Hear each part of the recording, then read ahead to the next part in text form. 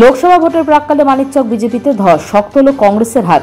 বিজেপির সংখ্যালঘু সেলের নেতা বিজেপি ছেড়ে কংগ্রেসে যোগদান করলেন। সংখ্যালঘু ভোটের ক্ষেত্রে কিছুটা হলো ধস বিজেপির। এছাড়াও প্রায় শতাধিক বিজেপির তৃণমূল কর্মী কংগ্রেসে যোগদান করেছেন বলে দাবি মানিকচক কংগ্রেস নেতৃত্বের। রবিবার বিকেলে মানিকচক ব্লক কংগ্রেসের কার্যালয়ে যোগদান বলে জানা গেছে। এখনো পর্যন্ত লোকসভা ভোটের নির্ঘণ্ট ঘোষণা হয়নি, তবে এক সপ্তাহ আগে মালদা উত্তর ও দক্ষিণ লোকসভা কেন্দ্রের প্রার্থী ঘোষণা করেছে বিজেপি। রবিবার ব্রিগেডে জনসভা থেকে পশ্চিমবঙ্গের 42টা আসনের প্রার্থী ঘোষণা করেছে তৃণমূল। দক্ষিণ মালদা লোকসভা আসনে কংগ্রেসের সম্ভাব্য প্রার্থী হিসেবে ঈশা খান চৌধুরীর নাম লোকমুখে শোনা যাচ্ছে। আর ঠিক সেই মুহূর্তে দাঁড়িয়ে বিজেপি তৃণমূল ছেড়ে প্রায় 100-রও বেশি সমর্থকের কংগ্রেসের যোগদান অবশ্যই আগামীতে কংগ্রেসের হাত শক্ত করবে বলে রাজনৈতিক মহল মনে করছে। এদিন বিকেলে মানিকচক ব্লক কংগ্রেসের মূল কার্যালয়ে মানিকচকের প্রাক্তন বিধায়ক মোত্তাকিন আলমের হাত ধরে মালদা জেলা বিজেপির সংখ্যালঘু সেলের সাধারণ সম্পাদক আক্কাস শেখ কংগ্রেসে যোগদান করেন। বিজেপির সংখ্যালঘু সেলের নেতার সাথে আরও প্রায় 50 জন সংখ্যালঘু সম্প্রদায়ের বিজেপি সমর্থক কংগ্রেসে যোগদান করে। মানিকচকের বিভিন্ন এলাকা থেকে প্রায় 60 জন তৃণমূল কর্মী কংগ্রেসে যোগদান করে এই সভায়। এমনই দাবি মানিকচক ব্লক কংগ্রেস নেতৃত্বের।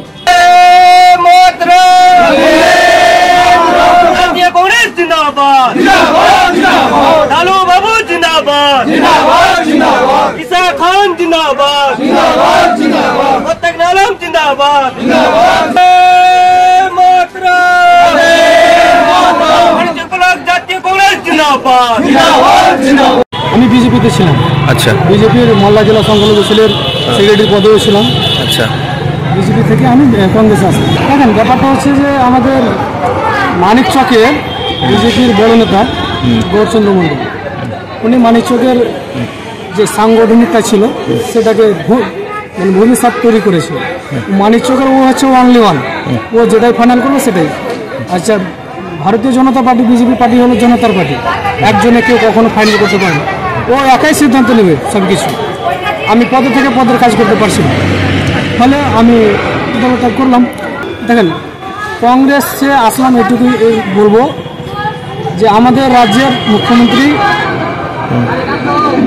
যেভাবে হয়তো পরিচালনা করছেন দলটাকে, বা যেগুলো নীতিভাবে চালাচ্ছেন, সেটা আমার পছন্দ না। কারণ আমরা গণতান্ত্রিক দেশের বাসিন্দা, গণতান্ত্রিক দেশে বসবাস করি, আমরা গণতন্ত্রকে মেনে চলি। আর আমাদের রাজ্যের মুখ্যমন্ত্রী এবং কেন্দ্র সরকারের যে প্রধানমন্ত্রী, আমাদের কেন্দ্রের যে প্রধানমন্ত্রী, এনারা শুধু দ্বন্দ্ব বাঁধাচ্ছে, জাতিগত ভেদ তৈরি করছে। আমরা সেই জাতিগত ভেদের মধ্যে নয়। আমরা পশ্চিমবাংলার মাটি, বাংলার মাটি, শান্তির মাটি। আমরা এই কবি কাজী নজরুল ইসলামের এটা হচ্ছে জন্মভূমি। কাজী নজরুল ইসলাম বলে গেছেন, মোরা এক বৃন্তে দুটি কিসুম হিন্দু মুসলমান, মুসলিম তার নয়নমণি, হিন্দু তার প্রাণ। আমরা হিন্দু মুসলিম উভয় মিলে আমরা এখানে বসবাস করছি, উভয়ের সঙ্গে ভালোবাসা সবার আছে।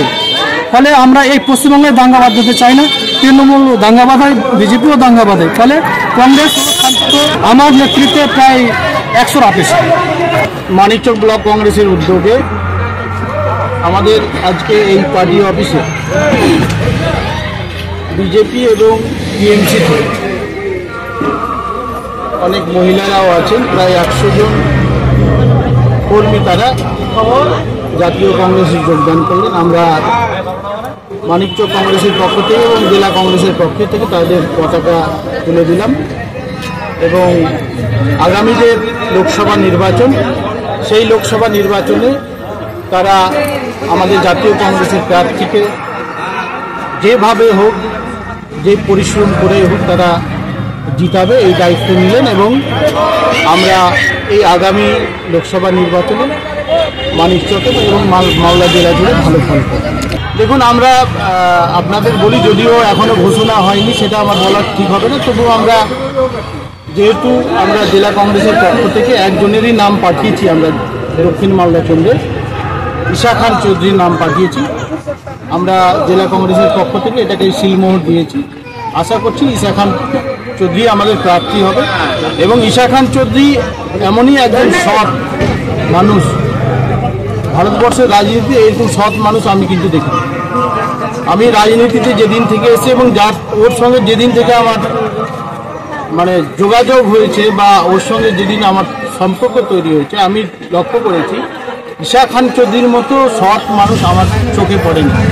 এবং এই সৎ মানুষ সারা ভারতবর্ষে যে রাজনীতির পরিবেশ তৈরি হয়েছে, এই সৎ মানুষের দরকার, ঈশা খান চৌধুরীর মতন মানুষের দরকার, প্রার্থীর দরকার।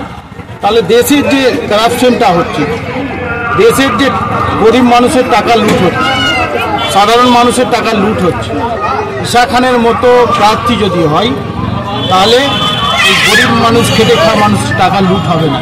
এরাই মানুষের সেবা করবে, এরাই মানুষের কাজ করবে। তাই ঈশা খান চৌধুরী এই দক্ষিণ মালদা কেন্দ্রে প্রচুর ভোটে জিতবে। সিপিএমের সঙ্গে এর আগে আমরা বিধানসভাতে 2021-এ করেছি, আমরা 2016-তেও সিপিএমের সঙ্গে আমরা একসঙ্গে লড়াই করেছি। হাইকমান্ড সেটা বলতে পারবে, হাইকমান্ড আলোচনা হয়তো করছে, এটা হতে পারে 2-1 দিনের মধ্যে আপনাদের দেখবেন। এই কথাটা আমরা বুঝলাম না, ঘরবন্দি কাকে বলে? আরে বাবা, এখানে তো আবু হাসেম খান চৌধুরী হচ্ছেন জেলার সভাপতি, তিনি তার ছেলের নামে সিলমোহর দিচ্ছেন। জেলা কমিটি, আমি একজন জেলা কমিটির সদস্য, আমাকে ডাকা হয়েছিল, সেই জায়গায় আলোচনা হয়েছে। ঈশাবাবু ছিল, ডালুবাবু ছিল, ডালুবাবু জেলার সভাপতি, তিনি সিলমোহর দিচ্ছেন যে ঈশা খান চৌধুরী ক্যান্ডিডেট। ওখানে প্রতিদ্বন্দ্বিতা কেউ করেনি, আমরা কেউ প্রতিদ্বন্দ্বিতা করিনি, ঈশা খান ফাইনাল হয়েছেন।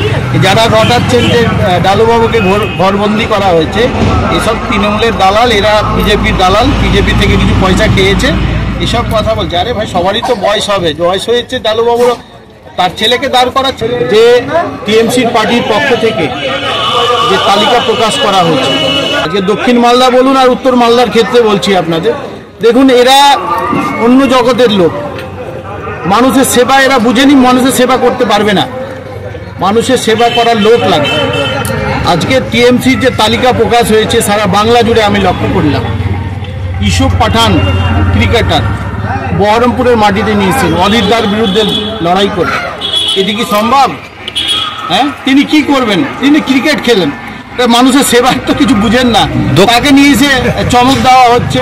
এখানে অজিতদাকে ওখানে একটা হারানোর চক্রান্ত, যে ইউসুফ পাঠানকে নিয়ে আসো, ভোট কাটাকাটি করে বিজেপি ওখানে জিতবে।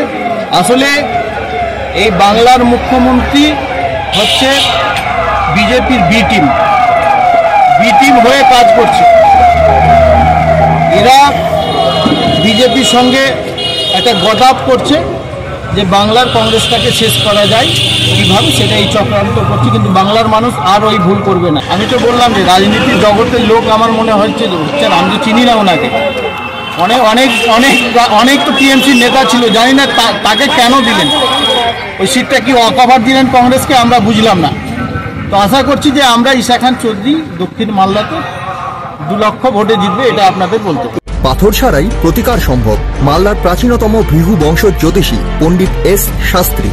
দাম্পত্য সমস্যা, বিবাহে বাধা, ব্যবসায় অবনতি, পরীক্ষায় অকৃতকার্যতা, ভাগ্য গণনা, গোষ্ঠী বিচার, ঠিকুচি গোষ্ঠী এবং মৃত্যু ছাড়া সকল সমস্যার সমাধানের জন্য যোগাযোগ করুন জগদম্বা জ্যোতিষ কেন্দ্র, বিবেকানন্দ স্কুলের পাশে, মালদা।